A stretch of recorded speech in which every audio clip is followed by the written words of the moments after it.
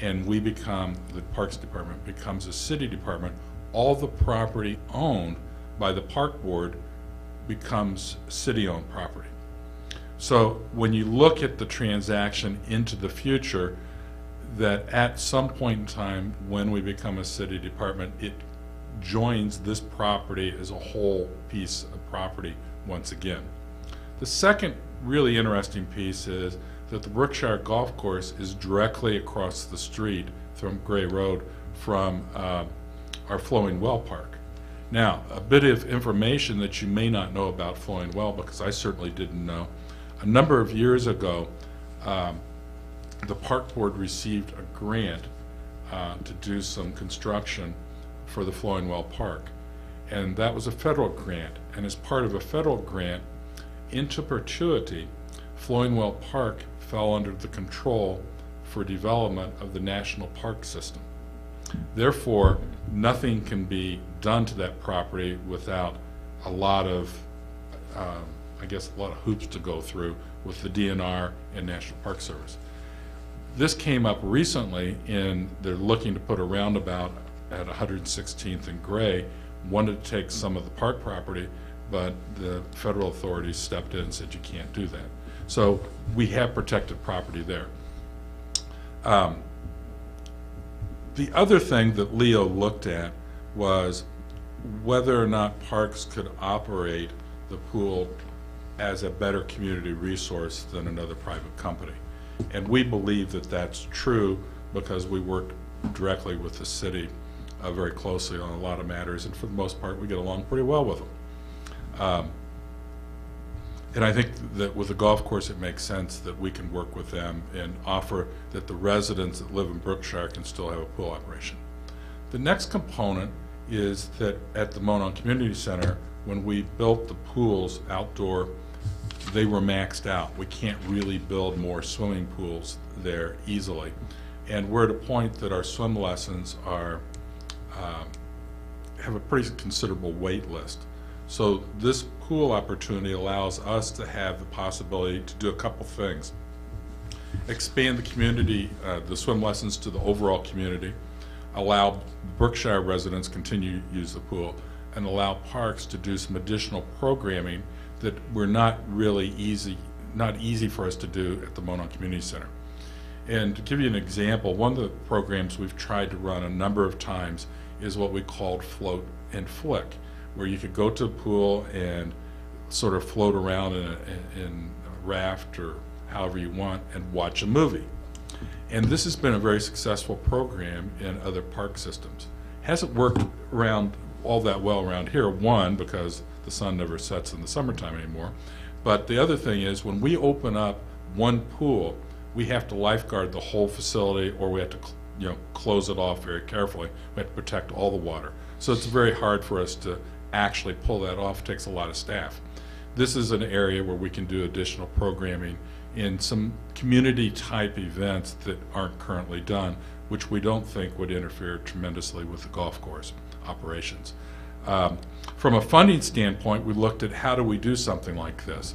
Well, we had an exceptional summer this last summer, and it was so exceptional that we generated more revenues and I guess I would just say in business we call it profits, but in government I guess excess cost recovery, that we felt that out of the proceeds from our swim operations, outdoor swim operations, we have enough cash to pay for this pool operation. What Leo's asked from a price standpoint is $68,000. He originally paid substantially more than that, and before we can get actual appraisers, we have to go through and obtain approval from, first of all, a resolution from the park board expressing interest, and then it's required through the joinder agreement to come to the township board, obtain your approval, and then the city's approval. And that's the process we go through. What we're looking for in the resolution is that we can move forward, that if this transaction meets the thresholds of the price, the appraisals hold up, the due diligence and inspections are all good, that we can move forward with a purchase. And I think in a nutshell, that's pretty much the best explanation I have, and I'd be more than happy to answer any questions you'd have about it. I have a question. You were saying that you could move forward if, and there, would you put down what the ifs are so that we know if this happens and this happens and this happens? Well, and I we're think there? the ifs are the due diligence. Anytime you're buying property, one, it has to appraise out at that property. So if this appraisal doesn't prove to be more, and we would get, I think the law is we have to get at least 2 appraisals. We'll probably get 3 appraisals, and then I think the law is you have to take the average of 2 of them. So we would make sure that all the appraisals match up with this. Now, I've talked to one company already about that, and this becomes a very complex transaction from the standpoint it's pretty hard for a private company to actually own property in the middle of government-owned property.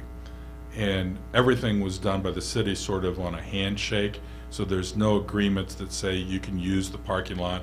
They share the same utilities, so they only have 1 water meter, 1 gas meter, 1 electric meter for both operations. So I think you can understand from a real estate point of view, it's sort of convoluted. So all that has to go into the equation. But our first step is it has to appraise. The second step is it has to go through an inspection process to ensure that there's not anything out there that we don't know about. Typically would be mold and asbestos and other things like that in a typical inspection. And then obviously that the pool's in good enough condition that it doesn't need a significant amount of work. Some of the pool equipment was replaced in the last 12 months. There's other pieces which they've already identified as needing replaced, and either they would do it or we would do it. Now, the last piece of that due diligence that I would call it is that we actually have to look and say, okay, what do we have to do to invest in the pool operation to make it up to a public pool? Because the standard we live by as a park system is different than a private entity. So those are sort of, I think, the steps that we have to look at. Does that answer the question? Thank you, Okay. yes. Mark, I guess that final step of your due diligence will take into consideration the cost to maintain it year after year and what type of revenue you can generate to hopefully make it cost neutral at least, or at least within reason for operating the facility. This won't be tied in any way with the Monon Center, correct? Well, it's not tied in from a financial standpoint particularly, but we anticipate that this would be revenue neutral. Okay, so as such, you won't be judged or penalized by the performance of this pool relative to the performance of the Monon Center ongoing, which obviously, as we know, has been under a lot of scrutiny by all parties for the last several years. My point is, this will be a kind of a separate entity per se. From a financial standpoint, yes. Okay. Yes, and I think that your point's well taken. Now, the Monon Community Center, as an example, has been at 100% or higher for the last 3 years. Right. So it's been operating very well. Last year was obviously a very good year with the summer. And we're continually looking at ways to ensure, where I would put us from the Monon Community Center standpoint is that while it's been 100% cost recovery since, that's not something that happens by magic. If we had a severe summer of wetness or coldness, that would drastically affect overall revenues. Absolutely. So we're always looking at other opportunities. And one of the things that we're looking at doing this year that I think is significant to our operations there is we have 6 years of operation, so we have some pretty good feel for the issues. The east side of the building was predominantly built for banquets and those kind of events. And what I can tell you is that there's not a lot of money to be made in offering those kind of venues. While there's revenue generated, there's a significant cost to keep the facility up to a high-level standard that's required of the community. We had an issue that came up this year, and we do a lot of summer camps, and the department has done summer camps, which is a very good revenue source for us. And this year, when we're not getting as many school locations as we have in the past, and we've been working with the school system on it, completely understand that.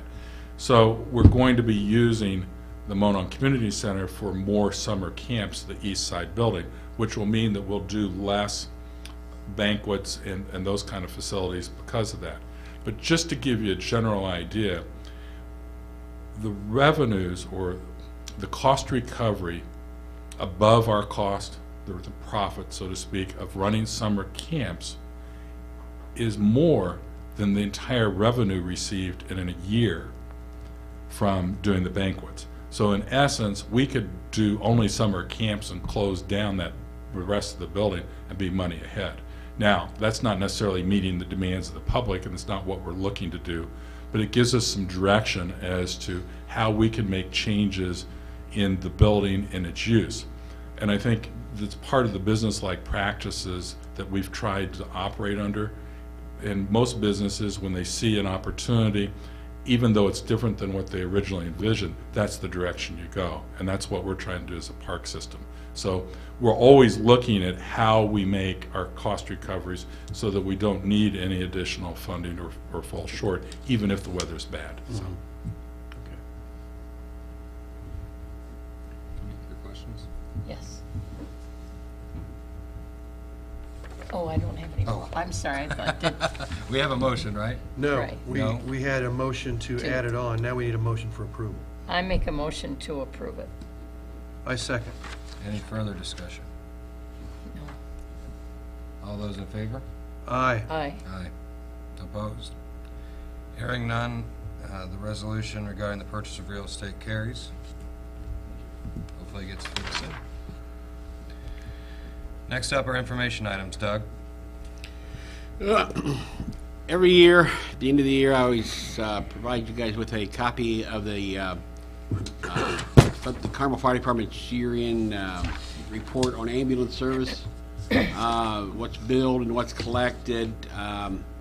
And the bottom line, I guess they went up $30,000, but the percentages went down from 76% to 69%. I'm not quite sure why it did that, and I just kind of really noticed it this evening when I was looking it over, and I couldn't call anybody right now, but anyway, I just really wanted to provide you guys with the information of what they're bringing in every year for user fees of the ambulance service there through the fire department, which really helps out when you turn around that it takes care of it buys apparatus, all the apparatus out here. When you look at it, buys first aid supplies and equipment, fire apparatus or fire equipment. As far as the appliances and stuff, it buys. So it buys a lot of things annually for the fire department, and saves taxpayers money by doing that. So anyway, just wanted to share that with you. Thank you. That's Okay. oh, go ahead, Go- Mary. No, go ahead. I was just going to say it's a kind of an odd trend. The money billed continues to rise, and the collection rate continues to go It down. goes down. I know. We collect more every year because the build outweighs the falling collection percentage, but it's still kind of an odd situation. Yeah, I wish I'd looked at that closer earlier today. I'd have made a phone call to find out, because I'm really curious of why that is. That might be useful for our next meeting. If you have that phone call, we can start to explore that a little bit.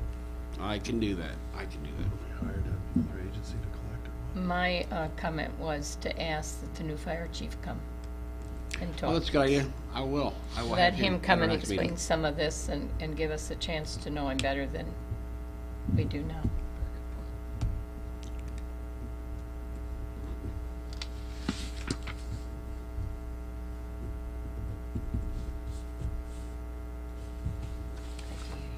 Doug, do you want to speak to the ITA legislative conference? Yeah, first of all, I owe you apology because when I stuck the packets in together the other day, I put your information's in differently, so I had to start all over. Anyway, we've got a sheet for you since you're going to the legislative conference in February. We've got an agenda sheet for you, Matt.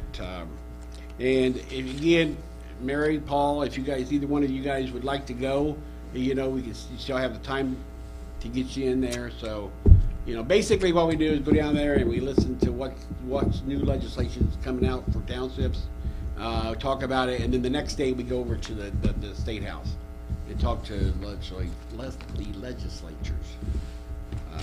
So, again, you guys are always willing to come. That's why I always bring it up, in our conferences in September. So you guys are always welcome. Just let me know or Debbie know. I'll check on it. Okay. Any financial questions from the board? I don't have any. I don't.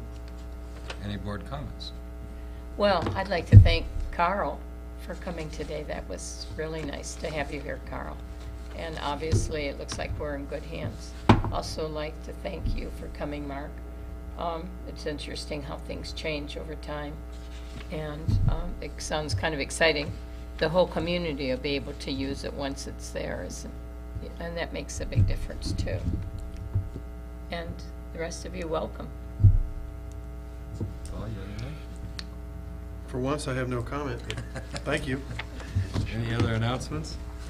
I got a couple things. First of all, I was at the school expedition meeting today, and Mark, I just need to let you know that the after-school program that the schools have, that your staff controls and manages and everything, they absolutely love you guys.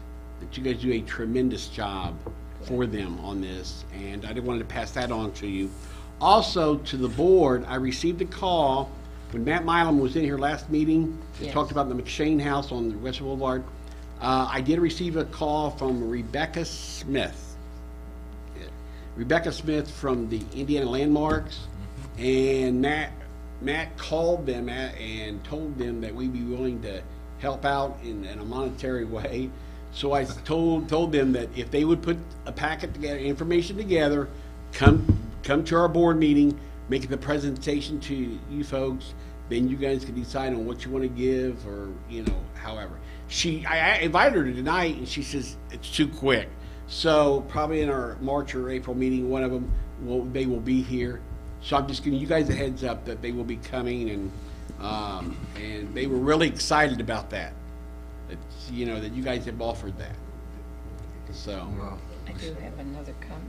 go ahead, Mary. but that's all I've got, Matt. Okay, thank you. Lost my comment. That's all right.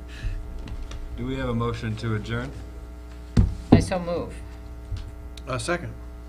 All those in favor? Aye. We are adjourned.